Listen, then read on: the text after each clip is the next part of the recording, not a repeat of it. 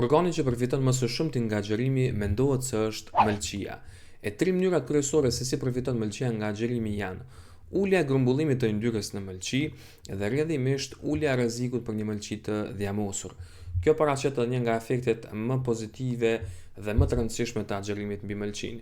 Për arsye se kur ushqemi shpesh, e sidomos me karbohidrate, glukoza e tepërt fillon që të ruhet në mëlçinë në formë të yndyrës në procesin ashtu quajtur lipogjenezë. Mirë po gjatë xherimit bie ndjeshëm niveli i insulinës, si dhe ulet grumbullimi i yndyrës në mëlçi, por edhe aktivizohet lipoliza apo djegja e yndyrës, me që rast vetë mëlçia e djeg yndyrën e tepërt, si dhe e eksporton jashtë qelizave të saj. Mënyra e dytë se si përfiton mëlçia nga xherimi është rritja e sensitivitetit ndaj insulinës.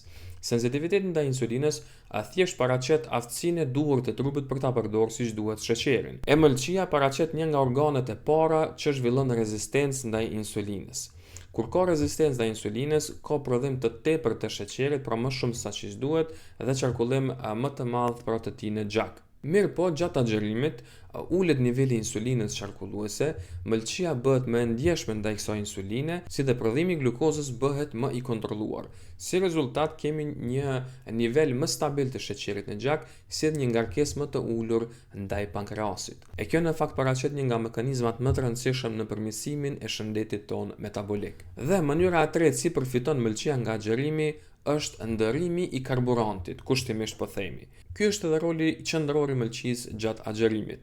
Normalisht ajo e përdor glukozën si burim energjetik dhe e depoziton atë në formë të glikogjenit. Mirë po gjatë xherimit rezervat apo depot e glikogjenit fillojnë që të shtërrohen dhe aktivizohet ajo që emërtohet si glukoneogenezë apo prodhimi i glukozës nga materiet e tjera energjetike. Rrjedhimisht kemi rritje të djegjes së yndyrës dhe prodhim të ketoneve, sidomos për tru dhe për muskuj. Pra në një formë xherimi e shndron mëlçin në një gjenerator shumë fleksibil energjetik, ku kombinohen glukoza, ketonet, por edhe yndyra. Tri efekte kryesore të xherimit mbi mëlçin tham pra që janë ulja e rrezikut për një mëlçi të dhjamosur, rritja e sensitivitetit ndaj insulinës, si dhe ndrimi i karburantit energjetik.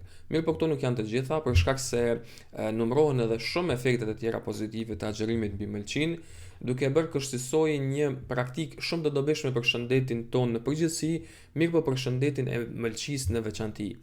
Mirë, për shëndetin e zemrës si të kujdesemi. Në këtë video shohim 4 hapa shumë të lehtë, por me një peshë shumë të madhe në përmirësimin e organit i cili na shërben 24 orë në ditë. Shikoje.